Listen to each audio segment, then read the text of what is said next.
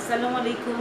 আমি ফেরদৌসী আক্তার, প্রভাষক, পরিণত সুশাসন, খিলগাঁও আইডিয়াল কলেজ অনলাইন ক্লাসের পক্ষ থেকে জানাচ্ছি তোমাদের আন্তরিক শুভেচ্ছা। নতুন বছরে খিলগাঁও আইডিয়াল কলেজের পক্ষ থেকে নতুন বছরের অনেক অনেক শুভেচ্ছা তোমাদের। কেমন আছো তোমরা? হ্যাঁ, আশা করি ভালো আছো। হ্যাঁ, আল্লাহর রহমতে মিসও ভালো আছি। আর আমি তোমাদের জন্য দোয়া করি যে পুরানো বছরের সমস্ত ক্লান্তি, গ্লানি সমস্ত কিছু মুছে গিয়ে নতুন বছরকে তোমরা নতুন করে তোমরা বরণ করে নিয়ে নতুন কিছু তোমাদের জীবনে ঘটে উঠো। আমাদের এই 2020-এর মহামারী অবশ্যই যাতে 2021 সালে আমাদেরকে কি করোনামুক্ত করে ফেলো। আল্লাহর কাছে আমরা এই প্রার্থনাই করবো। যেহেতু আমাদের একটু ভয় এখন একটু কমে গিয়েছে, কারণ যেহেতু আমাদের কি ভ্যাকসিন চলে এসেছে, যেহেতু চলে এসেছে তাহলে আমরা আস্তে আস্তে করে স্বাভাবিক জীবনযাপনে আমরা কি আরও বেশি অভ্যস্ত হতে পারবো। অনেকটাই স্বাভাবিক হয়ে গিয়েছে, যদিও দ্বিতীয়বারের মতো করোনা পরিস্থিতি আবার বাড়ছে, তারপরও জীবনযাত্রা কিন্তু থেমেনি। প্রত্যেকটা ক্ষেত্রেই বলো, স্কুল কলেজ শুধু বন্ধ, বাকি সমস্ত ক্ষেত্রেই বলো সমস্ত কিছু অফিস আদালত সবই চলছে। তাহলে স্কুল কলেজও বন্ধ হলে কি হবে, আমাদের অনলাইনে ক্লাসগুলি নিয়মিত হচ্ছে। ঠিক আছে, প্রত্যেকটা স্কুল বলো, প্রত্যেকটা কলেজ বলো, প্রত্যেকটা বিশ্ববিদ্যালয় বলো, এমনকি প্রাথমিক পর্যায় পর্যন্ত হচ্ছে কি অনলাইনে ক্লাস হচ্ছে।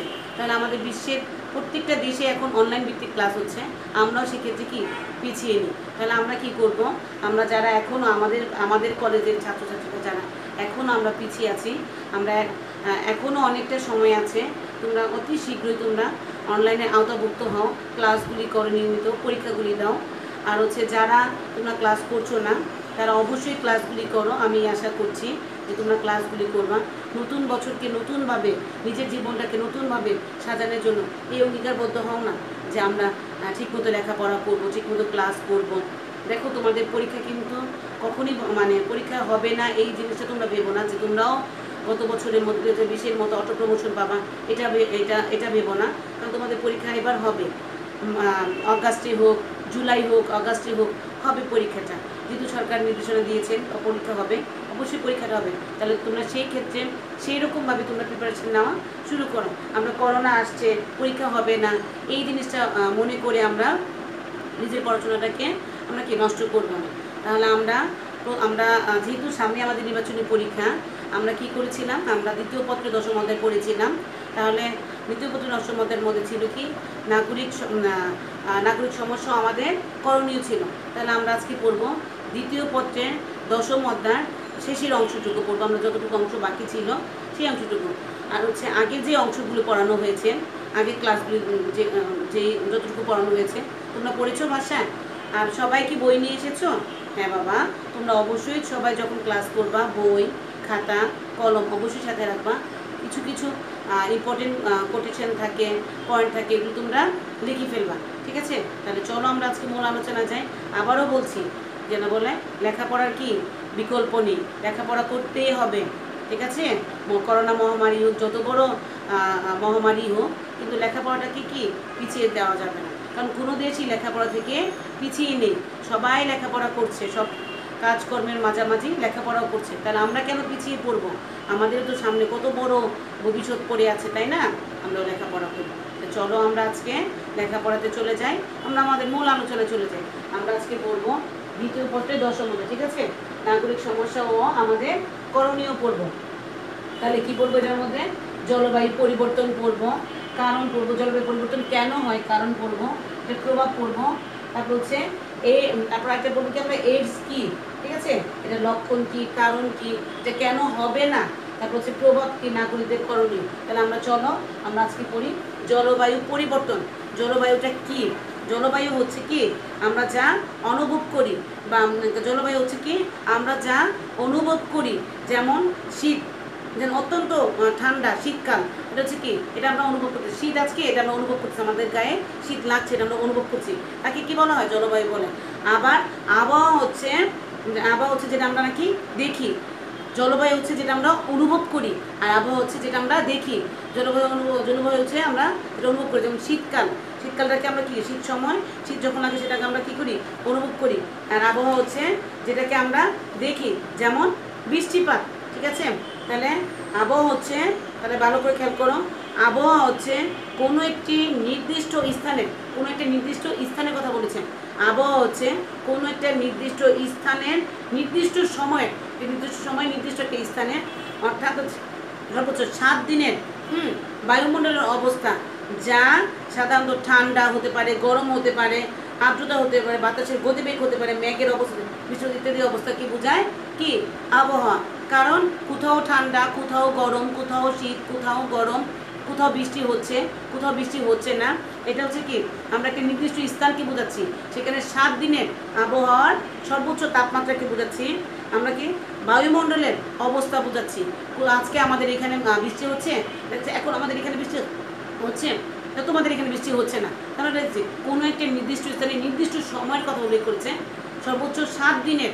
ঠিক আছে, বায়ুমণ্ডলের অবস্থা, কোথাও ঠান্ডা, কোথাও গরম, কোথাও কি প্রচণ্ড আর্দ্রতা, তারপর হচ্ছে বাতাসের গতিবেগ, মেঘের অবস্থা, বৃষ্টিপাত ইত্যাদির অবস্থাকে কি বোঝা হয় আবহাওয়া বোঝা হয়। আর জলবায়ু হচ্ছে কোনো অঞ্চলের আবহাওয়া, কোনো একটা হচ্ছে আবহাওয়া হচ্ছে নির্দিষ্ট স্থানের, আর জলবায়ু হচ্ছে কোনো অঞ্চলের আবহাওয়া বা বায়ুমণ্ডলের কি উপাদানসমূহের দীর্ঘদিনের, মানে অন্তত পক্ষে কমপক্ষে 30 বছরের গড় কে বোঝা হচ্ছে কি আবহাওয়া, জলবায়ু। ঠিক আছে, তাহলে জলবায়ু কাকে বলে? জলবায়ু হচ্ছে কোনো অঞ্চলের আবহাওয়া বা বায়ুমণ্ডলের উপাদানসমূহের দীর্ঘদিনের কমপক্ষে 30 বছরের গড়কে বোঝা হয় কি বোঝাচ্ছে জলবায়ু। যেমন হচ্ছে কি উদাহরণস্বরূপ বলা যায়, যেমন বাংলাদেশের আবহাওয়া হচ্ছে কি জলবায়ু হচ্ছে নাতিশীতোষ্ণ, কোথাও গরম, কোথাও এই শীত আসতেছে, এই শীত গরম আসতেছে। আর হচ্ছে ভারতের থর মরুভূমির জলবায়ু হচ্ছে কি উষ্ণ ও শুষ্ক। তাহলে আমরা কি বুঝলাম জলবায়ু কাকে বলে? জলবায়ু হচ্ছে কোনো অঞ্চলের আবহাওয়া বা বায়ুমণ্ডলের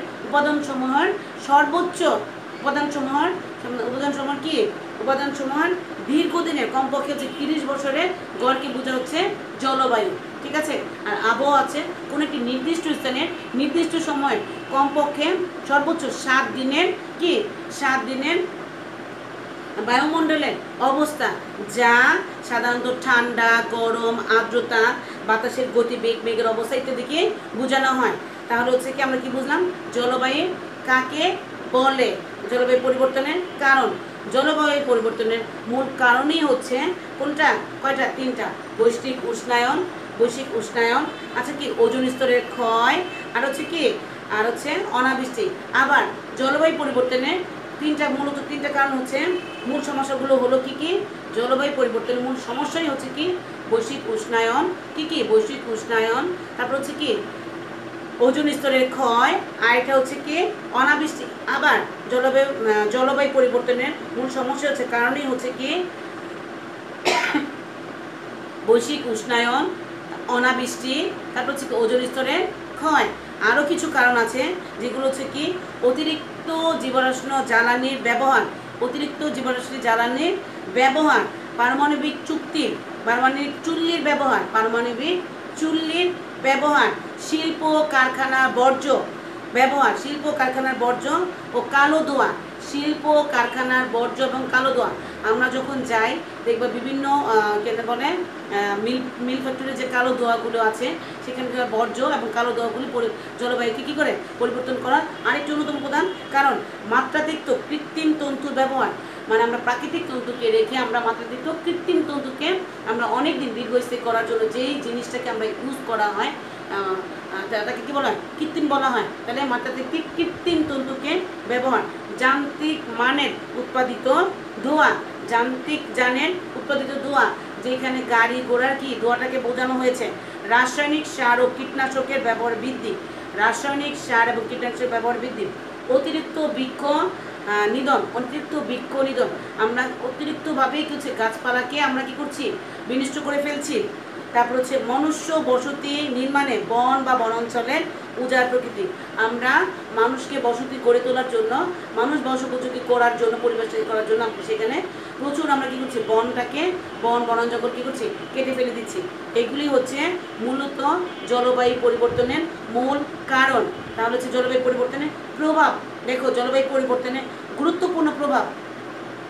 জলবায়ু শুধু কি, জলবায়ু পরিবর্তনের প্রভাবে বিশ্বের যে কটি অঞ্চল ও দেশ ক্ষতিগ্রস্ত হবে এর মধ্যে বাংলাদেশ হচ্ছে অন্যতম। তাহলে দেখো জলবায়ু পরিবর্তনের প্রভাবে, জলবায়ু পরিবর্তন হলে বিশ্বের যে কটি দেশ বা অঞ্চল ক্ষতিগ্রস্ত হবে বা সমস্যা ক্ষতিগ্রস্ত হবে তার মধ্যে সবচেয়ে 1 নম্বরে হচ্ছে কি বাংলাদেশ। কারণ জলবায়ু পরিবর্তনের ফলে বাংলাদেশের উপকূলীয় অঞ্চলে এই পর্যন্ত কয়েকবার কি হয়েছে, ঘূর্ণিঝড় এবং জলোচ্ছ্বাস হয়েছে।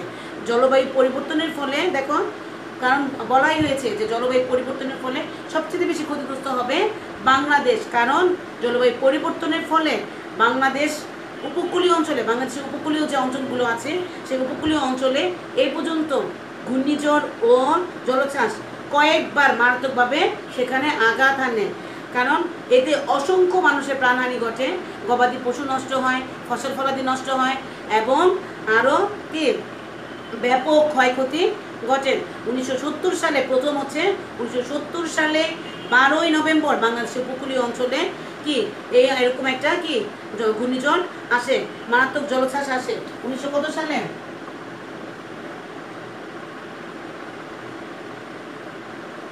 এখানে হচ্ছে কি 30 লক্ষ,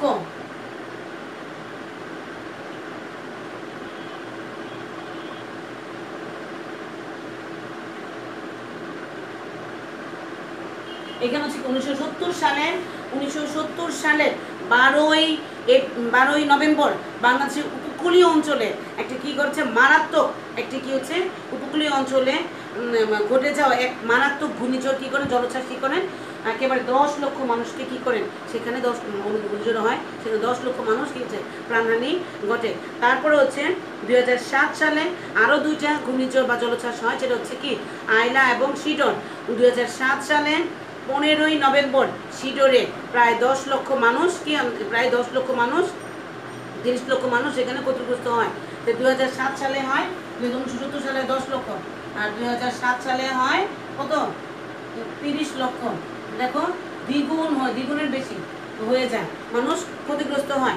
এবং হচ্ছে কি 2009 সালেও আইলা নামে আরেকটি কি হয় জলোচ্ছ্বাস হয়, সেখানে প্রচুর পরিমাণে মানুষ, পশু পাখি, গবাদি পশু পাখি, ফসলাদি নষ্ট হয়। তাহলে কি বলা হয়েছে, জলবায়ু পরিবর্তনের প্রভাব, বাংলাদেশ জলবায়ু পরিবর্তনের প্রভাব।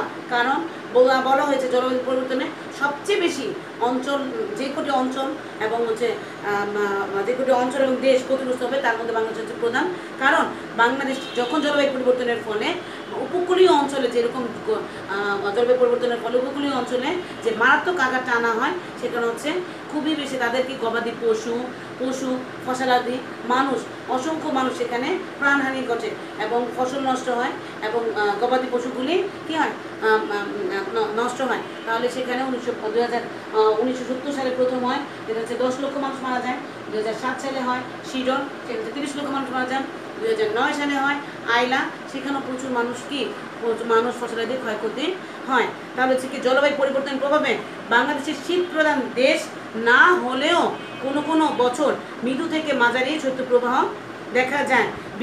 বিশেষ করে দেশের উত্তরাঞ্চলে এর তীব্রতা বেশি হয়।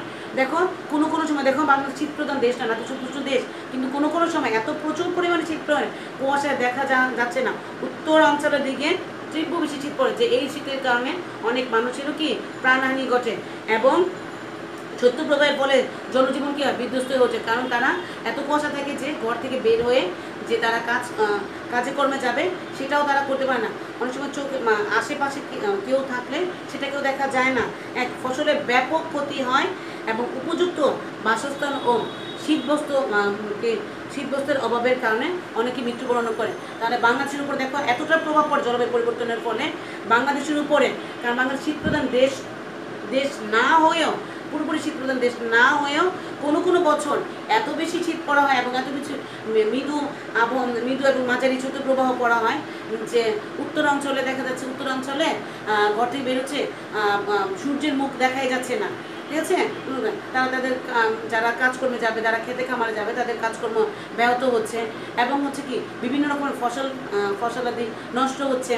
তারপরে হচ্ছে যে এত প্রচুর পরিমাণে যে শৈত্যপ্রবাহ পড়ে কোনো কোনো সময় তাদের বাসস্থান এবং শীতের জামা কাপড়ের অভাবে অনেকে কী হচ্ছে মৃত্যুবরণও করছে। তাহলে উপরোক্ত আলোচনার পরিপ্রেক্ষিতে আমরা বলতে পারি যে জলবায়ু পরিবর্তনের ফলে মানুষ ও অন্যান্য প্রাণীর বিভিন্ন প্রকার মারাত্মক রোগও দেখা দিচ্ছে। দেখো বাংলাদেশের উপরে এবং এই সমস্যাগুলো ছাড়াও, উপরোক্ত সমস্যাগুলো ছাড়াও বাংলাদেশে যখন জলবায়ু পরিবর্তনটা হচ্ছে, পরিবর্তনের কারণে বিভিন্ন রকমের মানুষের মধ্যে, প্রাণীর মধ্যে মারাত্মক কী রোগের ছড়াছড়ি হচ্ছে, যেমন ক্যান্সার বলো, চর্মরোগ সহ নতুন নতুন রোগের আবির্ভাব ঘটে।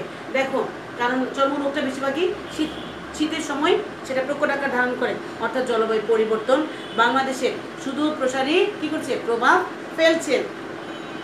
তাহলে আমরা কি বললাম, জলবায়ু পরিবর্তনের প্রভাব সমূহ বললাম এবং আমাদের এটা যে করণীয়, আমরা এই প্রভাব থেকে কিভাবে রক্ষা পাবো। দেখো বনাঞ্চল কি বনভূমি রক্ষা করা আমাদেরকে প্রথমেই করতে হবে।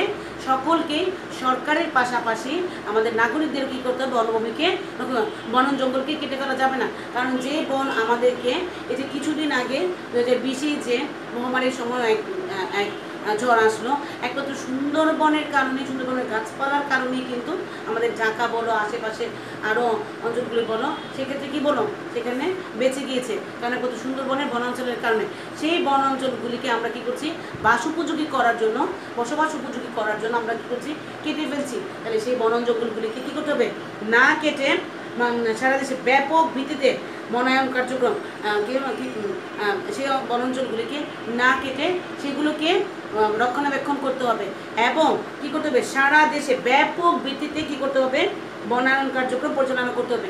নতুন নতুন করে আরও গাছপালা লাগাতে হবে। সমুদ্র উপকূল ও নদীর তীর অঞ্চলে বনায়ন কর্মসূচি গ্রহণ করতে হবে। যেখানে সমুদ্র উপকূলীয় যে অঞ্চলগুলো আছে, নদীর তীরবর্তী অঞ্চলগুলো আছে, সেখানে কী করতে হবে, আগে গাছ লাগাতে হবে এবং তাহলে আমরা কী করতে পারবো, এটাই বলছে যে বনভূমি রক্ষা করা।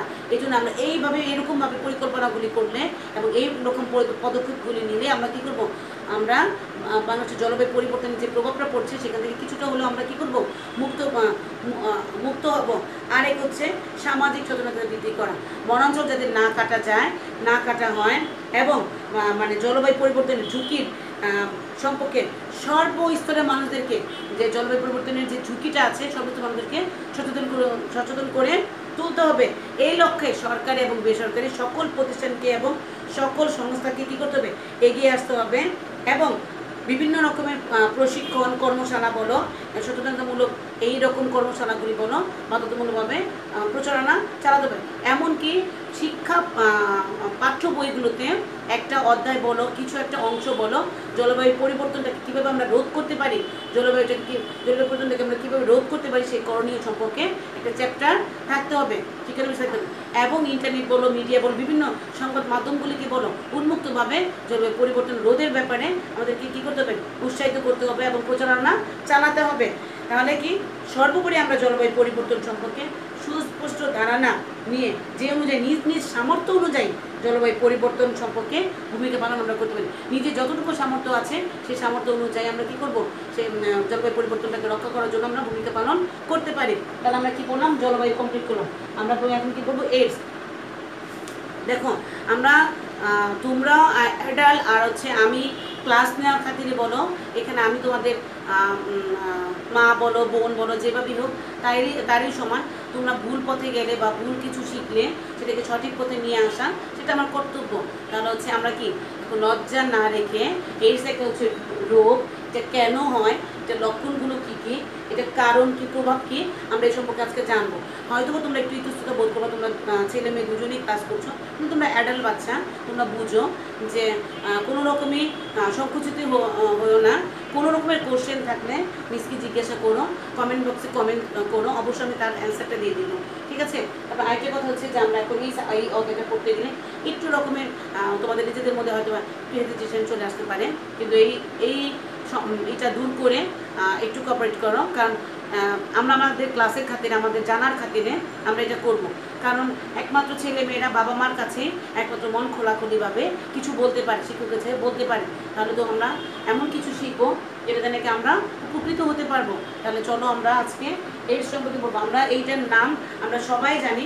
এইডস একটা হচ্ছে কি রোগ, HIV হচ্ছে একটা ভাইরাস, আর এই হচ্ছে কি এই ভাইরাসের একটা কি অংশ হচ্ছে কি HIV, যে তার মধ্যে পজিটিভ তাকে কি বলা হয়? এইডস বলা হয়। HIV পজিটিভ যে ভাইরাসটা যার মধ্যে আছে সেটাকে কি বলা হয়? এইডস বলা হয়, এইডস বলা হয়। তাহলে চলো আমরা আজকে মূল আলোচনায় চলে যাই। HIV, ঠিক আছে? তাহলে আমরা কি HIV এবং এইডস এই দুটো হচ্ছে কি মূলত হচ্ছে ইংরেজি শব্দ। HIV এর পূর্ণ রূপ হলো human influenza virus, human influenza virus.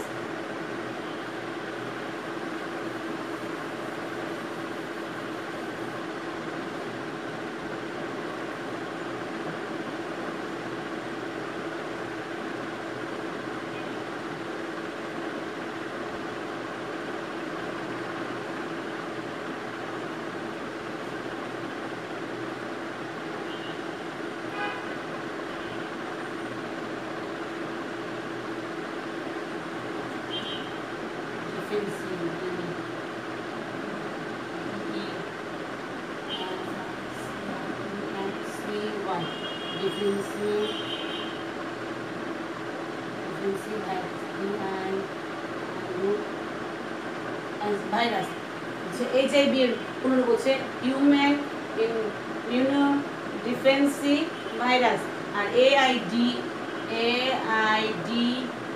এর পুনরূপ হচ্ছে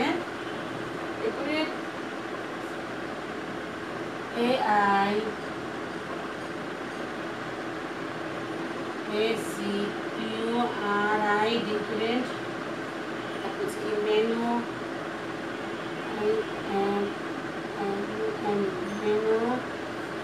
ডিফেন্সি DEFICIEN ডিফেন্সি, তারপর হচ্ছে সিনড্রোম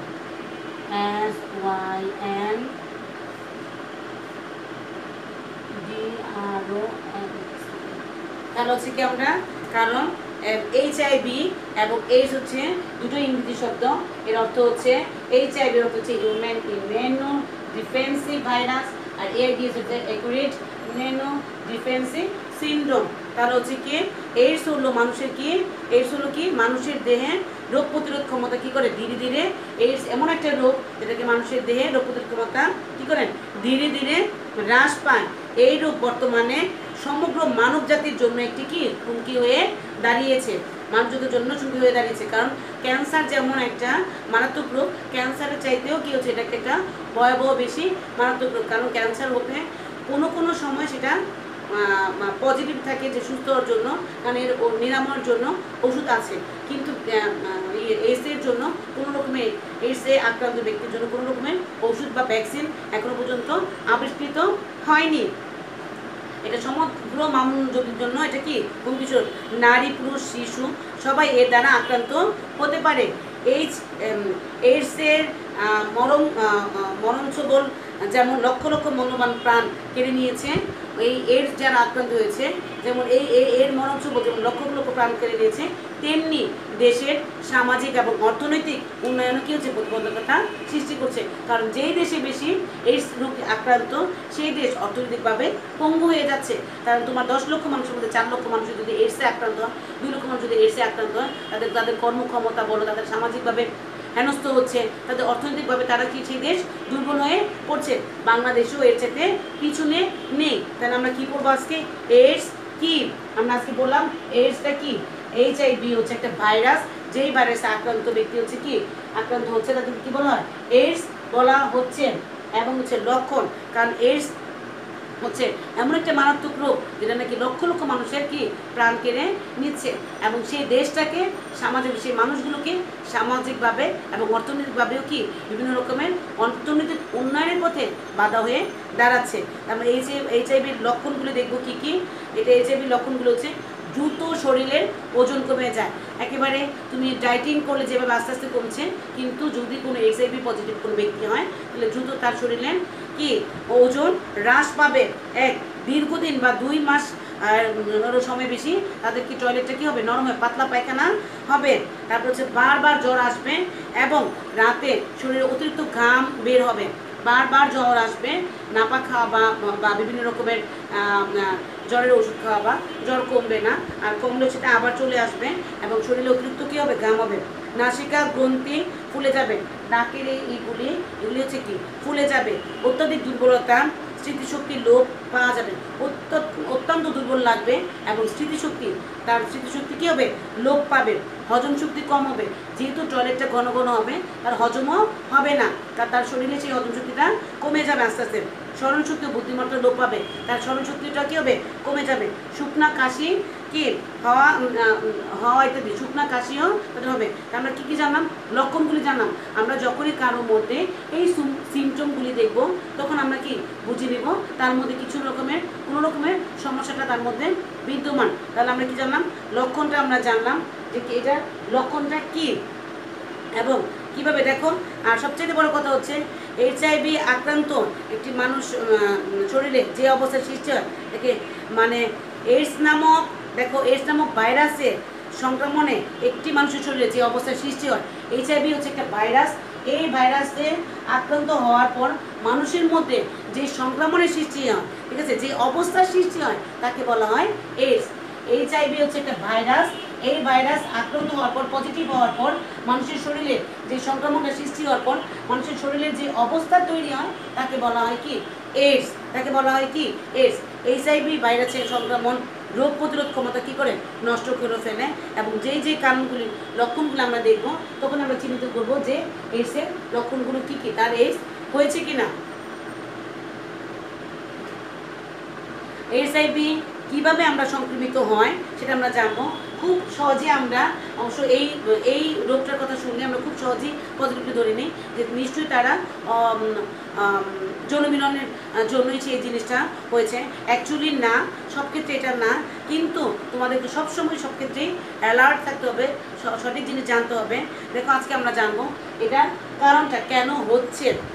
HIV পজিটিভ সংক্রমিত কোনো ব্যক্তির শরীর থেকে যদি তুমি কি হচ্ছে তার মাধ্যমে তুমি না জানা সত্ত্বেও যদি তুমি তার রক্ত তুমি গ্রহণ করো তাহলে তোমাকে HIV তোমার পজিটিভ হবে। তারপর হচ্ছে কোনো HIV পজিটিভ আক্রান্ত ব্যক্তির সাথে অনিরাপদ মেলামেশা করলেও তাকে তুমি আক্রান্ত হবা। HIV আক্রান্ত ব্যক্তি যদি ব্যবহৃত সুচ বা সিরিজ তুমি ব্যবহার করো, কোনো HIV ব্যক্তি যদি সে পজিটিভ থাকে তার সুচ ব্যবহার করো, তার রক্ত না তার সুচ ব্যবহার করো তুমি HIV পজিটিভ হবা। শিশু জন্মের পূর্বে বা জন্মের সময় বা জন্মের পর কোনো HIV পজিটিভ মা আক্রান্ত থাকলে সেই মায়ের দুধ যদি কোনো শিশু পান করা হয় সেই বাচ্চাও কি হবে HIV পজিটিভে আক্রান্ত হবে। আর HIV হচ্ছে একটা ভাইরাস। এই ভাইরাসে যারা আক্রান্ত হওয়ার পর শরীরের যে অবস্থার সৃষ্টি হয়, সংক্রমণের সৃষ্টি করে যে শরীরের অবস্থার সৃষ্টি হয় তাকে বলা হয় এইডস। যখন বলবো এইডস কি তখন তোমরা এটাই লিখবা। তাহলে কি HIV আক্রান্ত ব্যক্তির দাঁতের ব্রাশ এবং দাড়ি কামানোর জন্য যে ব্লেড রেজার ইউজ করে সেই রেজারটাও যদি সেই ব্রাশও যদি তোমরা ইউজ করো আক্রান্ত ব্যক্তি থেকে তোমাদের কি হবে সেটাও তোমাদের হবে, HIV হবে। HIV আক্রান্ত কোনো ব্যক্তির অঙ্গ, কিডনি, হৃৎপিণ্ড, কর্নিয়া ইত্যাদি অন্য কোনো সুস্থ ব্যক্তির দেহে প্রতিস্থাপন করলেও তুমি কি হবা HIV আক্রান্ত হবা। তাহলে আমরা এখন কি বলবো HIV আক্রান্ত না হওয়ার কারণ, কিভাবে HIV আক্রান্ত হয় না, কিভাবে HIV আক্রান্ত হয় না, কিভাবে হয় না। কারণ যদি বায়ু, খাবার, মূত্র, ঘাম, বমি ইত্যাদির মাধ্যমে, বায়ু প্রবাহের মাধ্যমে, খাবারের মাধ্যমে, ঘামের মাধ্যমে, মূত্রের মাধ্যমে, বমির মাধ্যমে কি HIV আক্রান্ত ব্যক্তি থেকে অন্যজনকে ছোঁয়াচ্ছি না, এটা ছোঁয়ায় না।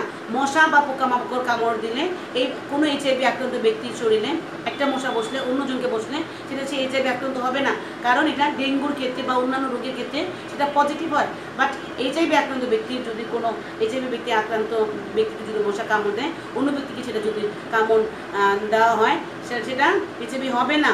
এক HIV আক্রান্ত ব্যক্তির হাত হাতের তৈরি কোনো খাবার খেলেও তোমরা এইচআইভি পজিটিভ হবে না।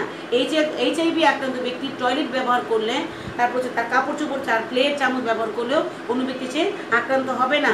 এইচআইভি আক্রান্ত ব্যক্তি যে দিক থেকে যা ব্যবহার করে যাতায়াত করছে, সেটা যদি তুমি ইউজ করো, সেটা তুমি আক্রান্ত হবে না। তাহলে দেখো এইচআইভি ব্যক্তির তার আমরা কি বললাম কেন হবে না, কোনটা না হওয়ার কারণগুলো আমরা এখন বলবো। প্রভাব, এটা দেখো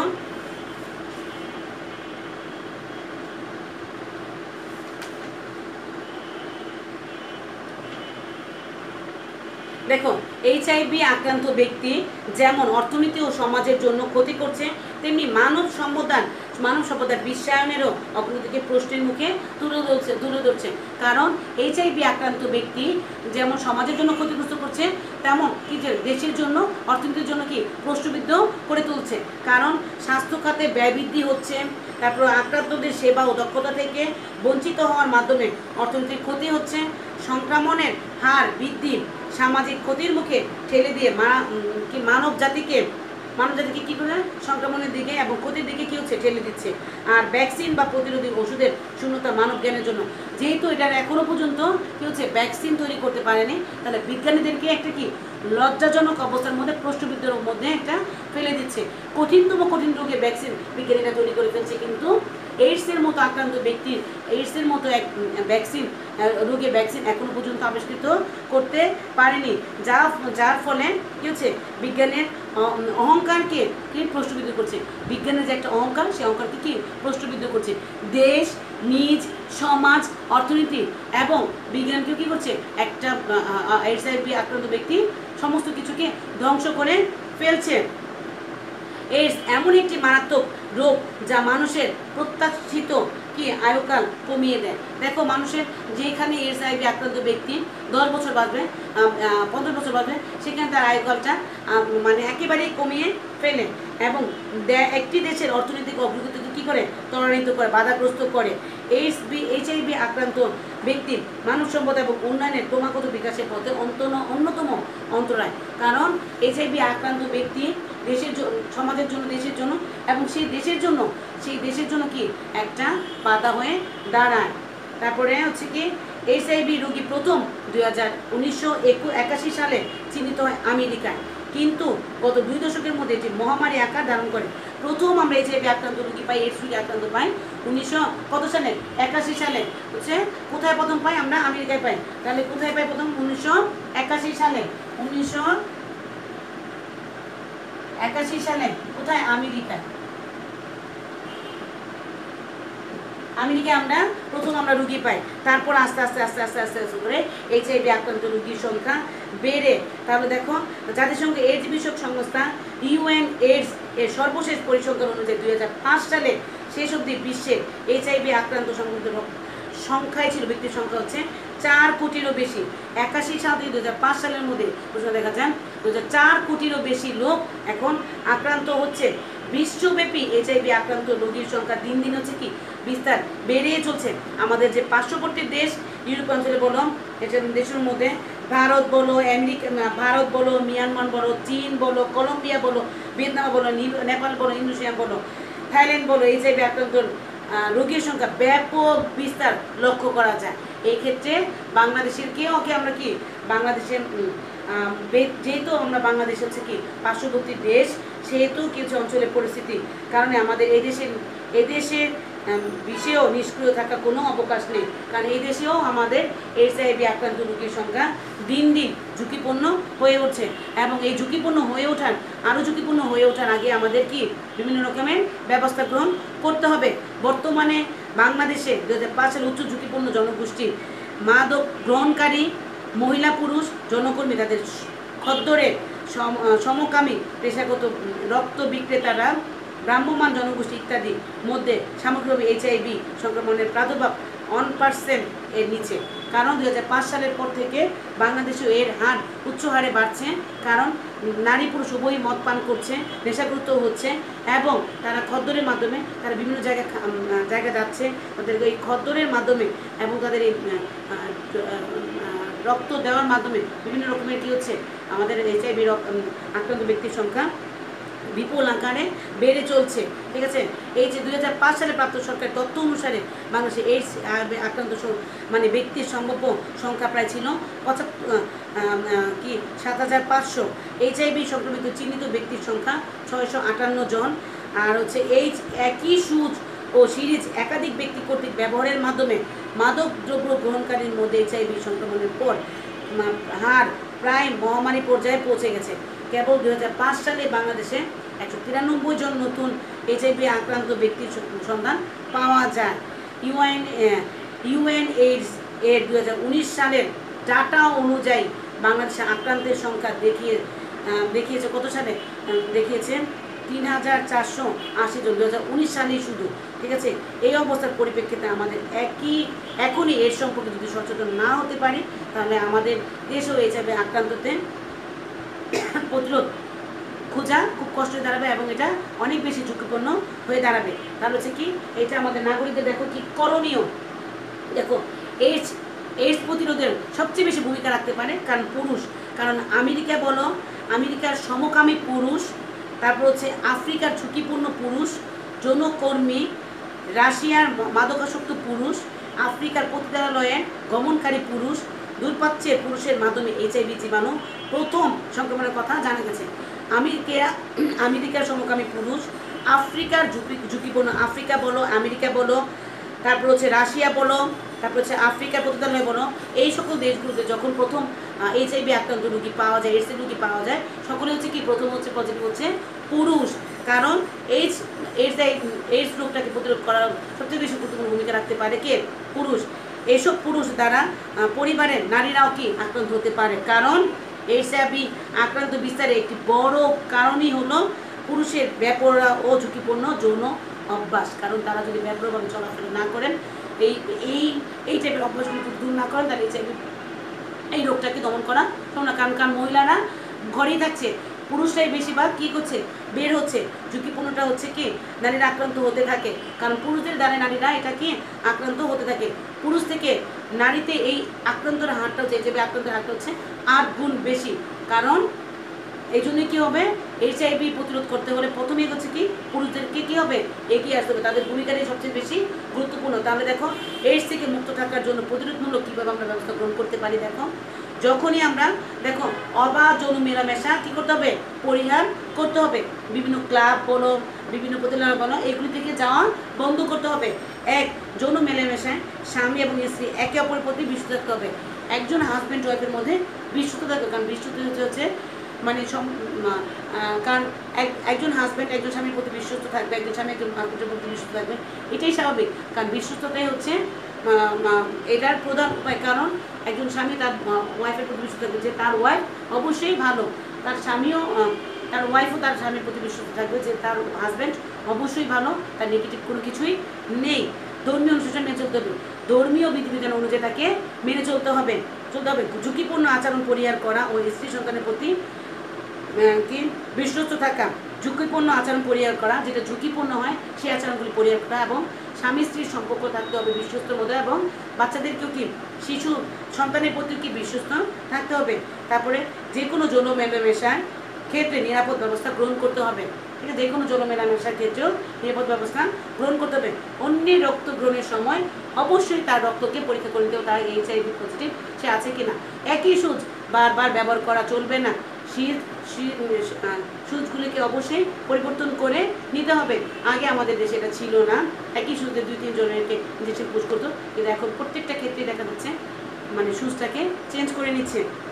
ইঞ্জেকশনের সুচ ও সিরিজ ব্যবহারের পূর্বে পরিশোধন করে নেওয়া বা রিপ্লেসিবল সিরিজ বা সুচ ব্যবহার করা। এইডসের বিরুদ্ধে গণসচেতনতা সৃষ্টি করা, এইডসের বিরুদ্ধে গণসচেতনতা সৃষ্টি করা, যে কেন হয় এটা গণসচেতনতা। মিডিয়া বলো, সংবাদ মাধ্যম বলো, সব কিছুতে প্রচার করতে হবে এবং এটাকে প্রতিরোধ করা যায়। এক্ষেত্রে সরকার এবং বেসরকারি পর্যায়ে উদ্যোগ গ্রহণ করতে হবে। শুধু সরকার নয়, সরকার বেসরকারি সমস্ত সংস্থাকে এগিয়ে আসতে হবে, সাথে সাথে আমার নাগরিকদেরকেও কি এগিয়ে আসতে হবে। গণমাধ্যমগুলোতে এইডসের বিস্তার ও তার ভয়াবহতা সম্পর্কে বিভিন্ন প্রচারণা চালানো হবে। গণমাধ্যমগুলোতে নাটক বলো, ব্যঙ্গচিত্র বলো, যে বিভিন্ন চিত্রের মাধ্যমে বলো, বিভিন্ন প্রোগ্রামের মাধ্যমে বলো, এইচআইভি এই কত বড় মারাত্মক রোগ সেটা কীভাবে রোধ করা যায়, এটা থেকে কীভাবে বাঁচা যায়, সেই রকমভাবে মিডিয়াতে প্রচার করতে হবে এবং সেরকম অনুষ্ঠানগুলো প্রচার করতে হবে। প্রতি বছর 1লাই ডিসেম্বর হচ্ছে আমাদের এইডস। তা দেখো আমাদের বিশ্ব এইডস দিবস হচ্ছে বিশ্ব এইডস দিবস। এইডস দিবস হচ্ছে 1লাই ডিসেম্বর। আমাদের মনে রাখতে হবে আমাদের বিশ্ব এইডস দিবস হচ্ছে 1লাই ডিসেম্বর।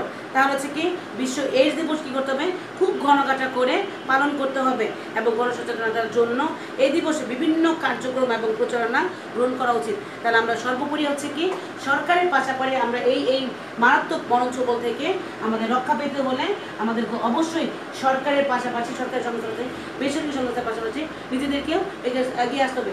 আমাদেরকে জানতে হবে এইডস কী, এর লক্ষণটা কী এবং এইডস রোগটা কেন হয়, সেই কারণটাকে চিহ্নিত করে সেই কারণ থেকে আমাদের কি বেরিয়ে আসতে হবে। তাহলে আমাদের দেশ সমাজ, নিজ দেশ সমাজ আমাদের কী এবং অর্থনৈতিকভাবে আমরা সবল হয়ে উঠবো, নিজেদের দেশকে বাঁচাতে পারবো।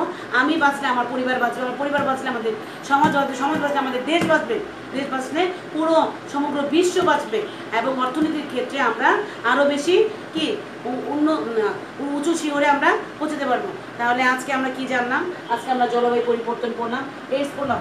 আমরা আজকে বাসায় অবশ্যই আমরা ক্লাস শেষে পরে আমরা যখন বিকেলে স্টাডি করব অবশ্যই আমরা এই সম্পর্কে আমরা আরেকটু ভালো করে পড়বো।